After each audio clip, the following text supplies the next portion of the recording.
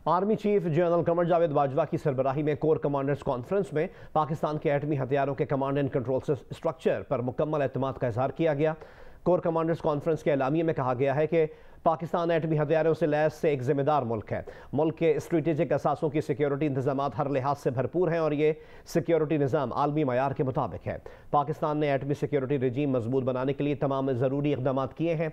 Army chief general Qamar Javed Bajwa ने कहा कि पाक फौज हर किस्म के खतरात से मुल्क का दिफा करने के लिए मुकम्मल तौर पर तैयार है। मजीद हमें रिपोर्ट करेंगी नुमाइंदा जियो न्यूज़ ज़रमीन ज़हरा।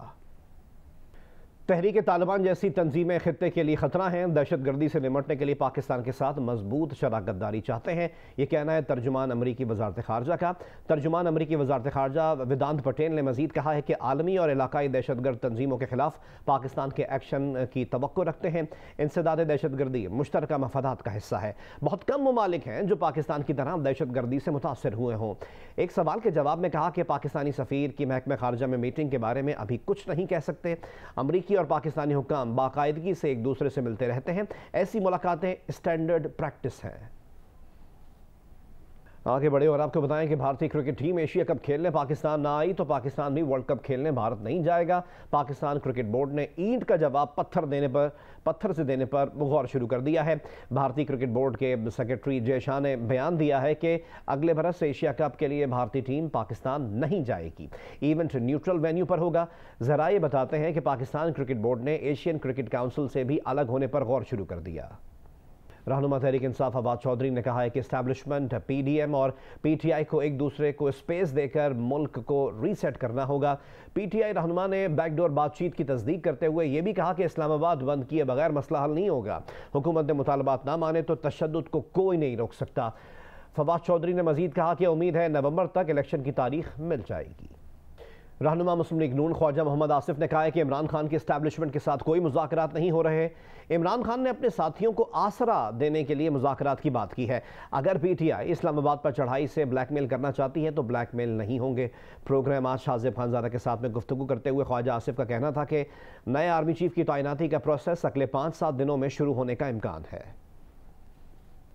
मुज़ाकरा जो है ना वो कोई नहीं हो रहे। ये अपने साथियों को आसरा कराने के लिए जो है इन्होंने कहा है इमरान खान साहब ने कि जी हमारे मुज़ाकरात हो रहे हैं। मेरा ख्याल है एक दो मुलाकात इनके अपनी शनासाई के बलबूते पे जो है या कोई पुरानी शनासाई की वजह से हुई है एक दो मुलाकात, लेकिन वो इनके अपने आपस के मशवरे थे। कोई ये जो मुज़ाकरात वाली बात उसमें नहीं थी। उसमें 3 आदमी इनके थे और बाकी जो इनके शनासा थे वो थे, और कोई नहीं था। इलेक्शन जो है वो वक्त पे होंगे। इस वक्त कोई इम्कान नहीं है री इलेक्शन का। गवर्नमेंट को जो है ये अगर ब्लैकमेल करना चाहते हैं तो हम बिल्कुल ब्लैकमेल नहीं होंगे। एक उन्होंने कहा है जी कि आर्मी चीफ जो है वो मियां नवाज शरीफ की मर्जी से अपॉइंट होगा। जो भी फैसला करना है मियां शहबाज शरीफ ने जो है वो जो पैरामीटर्स डिफाइन हुए हैं आइन और कानून के तहत उन पैरामीटर्स के अंदर रह के करना है। He can't go beyond that.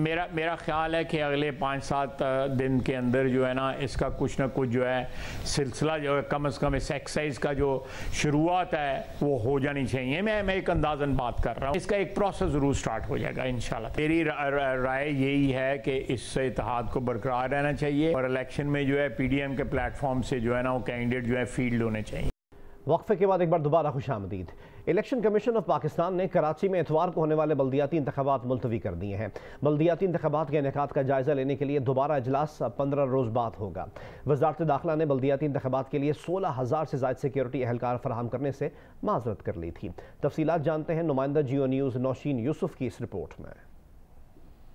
Karachi के 6 अजला में 23 अक्टूबर को होने वाले बल्दियाती इंतखाबात मुलतवी। इस मामले पर इलेक्शन कमीशन का दोबारा इजलास 15 रोज बाद होगा। सिंध हुकूमत और सिक्योरिटी इदारों से कराची के बल्दियाती इंतखाबात के मामले पर राय ली जाएगी ताकि कराची में बल्दियाती इंतखाबात का जल्द और पुरअमन इनेकाद यकीनी बनाया जा सके। Chief election commissioner Sikandar Sultan Raja की ज़ेर सदारत इजलास में फैसले। इजलास में कराची में बल्दियाती इंतखाबात से मुतालिक सिंध हुकूमत की दरखास्त का जायजा लिया गया। जिसमें कहा गया कि उनके पास 16,785 पुलिस एहलकारों की कमी है, इसलिए बल्दियाती इंतखाबात 3 माह के लिए मुलतवी कर दिए जाएं। इलेक्शन कमीशन ने इस मामले पर वजारत दाखिला के खत का भी जायजा लिया, जिसमें उसने 16,000 से जायद आर्मी और सिविल आर्म फोर्सेस के एहलकारों की दस्तयाबी से माजरत की थी और कहा कि GHQ ने जवाब दिया है कि वो सिर्फ बतौर क्विक रिस्पांस फोर्स फौज फराहम कर सकते हैं, क्योंकि सिविल आर्म फोर्सेस और पाकिस्तानी आर्मी सरहदों और सैलाब रिलीफ ऑपरेशन में मसरूफ है।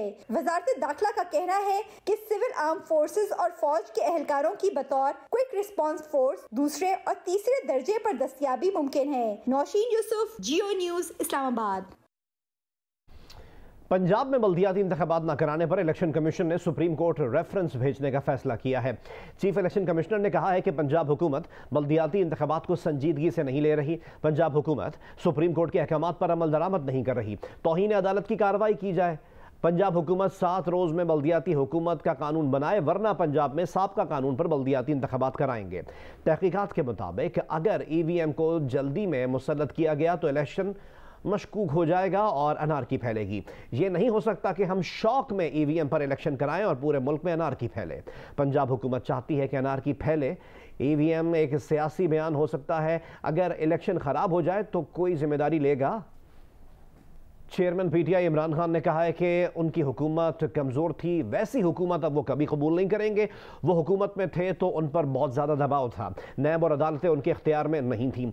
इस्लामाबाद के सहाफ़ियों से गुफ्तगू करते हुए उन्होंने मज़ीद कहा कि आज मुखालफिन की कोशिश है कि उन्हें नाअहल करवाएं, इसलिए नित नए मुकदमात बना रहे हैं। पाकिस्तान में ताकतवर शुगर, तेल और बिल्डर माफिया ने निज़ाम पर कब्जा कर रखा है।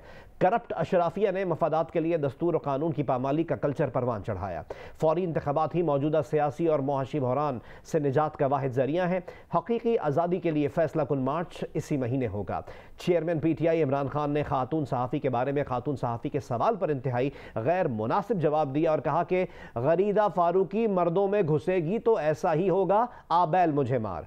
गरीदा फारूकी हुजूम में घुस जाती है, फिर कहती है तंग करते हैं। खातून सहाफ़ी ने सवाल किया कि PTI के जलसे कवर करने जाने वाली ख़वातीन सहाफ़ियों को PTI वर्कर्स तंग करते हैं। इमरान खान ने कहा वो वर्कर्स को इस सिलसिले में ज़रूर हिदायत देंगे। जब ये सवाल हुआ कि आप सहाफ़ियों को लिफाफा सहाफ़ी क्यों कहते हैं, तो इमरान खान ने जवाब दिया, उन्होंने सलीम साफ़ी के अलावा किसी सहाफ़ी के मुताल्लिक़ ऐसा कभी कुछ नहीं कहा। सोशल मीडिया ट्रोलिंग पर इमरान खान ने हाथ उठा लिए, कहा वो इसे नहीं रोक सकते, ये किसी के काबू में नहीं। उन्होंने पूरे पाकिस्तान में सिर्फ नजम सेठी पर केस किया था, जो अभी तक चल रहा है। इमरान खान ने अपनी प्रेस कॉन्फ्रेंस में मनपसंद सहाफ़ियों को बुलाए जाने के सवाल पर कहा कि उन्हें नहीं मालूम कि कौन लोग दीगर चैनल्स को प्रेस कॉन्फ्रेंसेस में नहीं आने देते।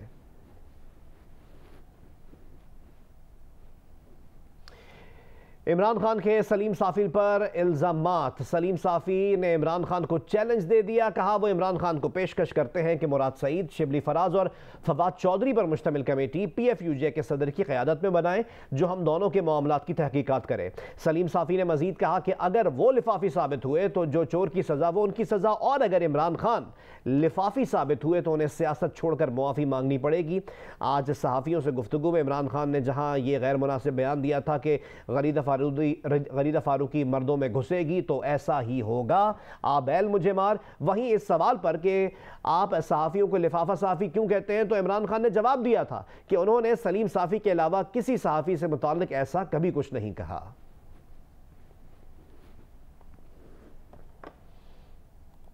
और अब आपको बताएं कि MQM बहाली कमेटी के सरबराह फारूक सत्तार ने कहा है कि वो 4 साल से जिस बयानिए पर बात कर रहे थे, उस बयानिए के बगैर MQM का जो टाइटैनिक डूब गया है उसको समंदर से बाहर निकालना तकरीबन नामुमकिन है। प्रोग्राम आज साजिब खानजादा के साथ में गुफ्तगू करते हुए फारूक सत्तार का कहना था कि लग रहा है किसी सर्जन ने उनके साथियों का ऑपरेशन किया है और बीनाई बहाल कर दी है।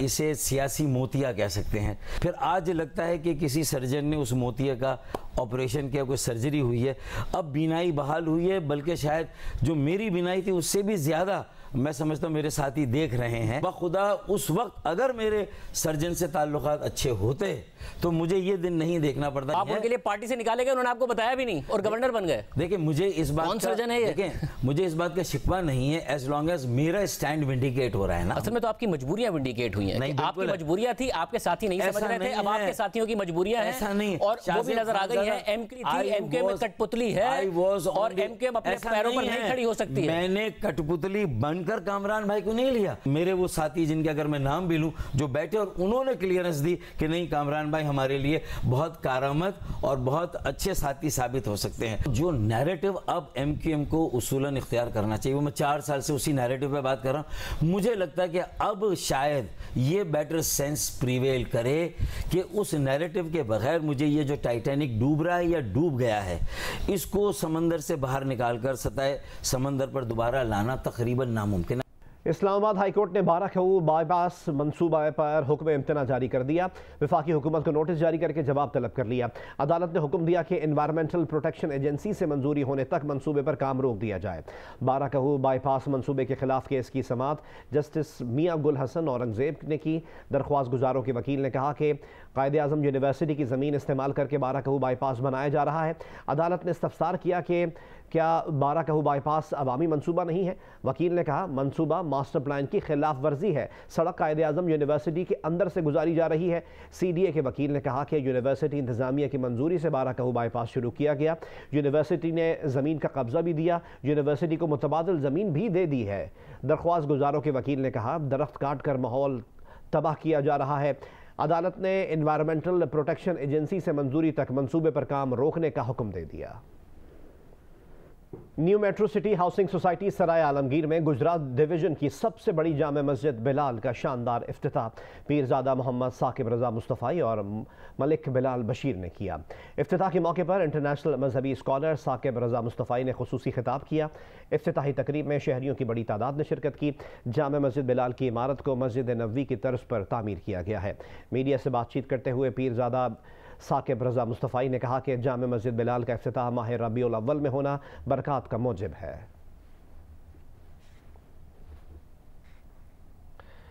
आगे बढ़ें और आपको बताएं कि वफाकी वज़ीर ख़ज़ाना इसाक डार ने कहा है कि IMF और वर्ल्ड बैंक से 4 दिन में 58 मीटिंग्स हुई जो मुस्बत रहीं। लंदन में मीडिया से गुफ्तगू के दौरान इसाक डार का कहना था कि मियाँ साहब से बहुत सी बातें हुई हैं, हर बात पब्लिक करने की नहीं। बड़ी अच्छी मीटिंग हुई हमारी 58 मीटिंग्स थी इंक्लूडिंग IMF, वर्ल्ड बैंक और बायलैटरल्स। वो हमने 4 दिन में की और उसमें की जो मीटिंग थी वो वर्ल्ड बैंक प्रेसिडेंट, उनके senior management, IMF senior management, MD और फिर बायलैटरल कई मुल्कों से मीटिंग हुई। अल्हम्दुलिल्लाह एवरीथिंग वाज वेल। अच्छा, डॉलर को आपने कहा कि 200 तक ले आएंगे, 200 से नीचे ले आएंगे, इसका कैसे आप देखते हैं कि डॉलर की प्राइस तो बड़ी है फिर आज उससे 2-3 कोई बात नहीं, चंद पैसे हो रहे हैं। डॉलर की रियल वैल्यू उससे कम है, इसलिए इसको अपने रियल वैल्यू पे आना पड़ेगा। जो कि 200 से जो बड़ी इंपॉर्टेंट बात है, सारे जानना चाह रहे हैं कि क्या आपकी मियां साहब के साथ नेक्स्ट आर्मी चीफ के हवाले से बातचीत मेरी जो है वो नॉर्मल बिजनेस एज यूजुअल, हम सारी चीज़ें डिस्कस करते हैं जो कि सारी चीज़ें पब्लिक करने की जरूरत नहीं होती है।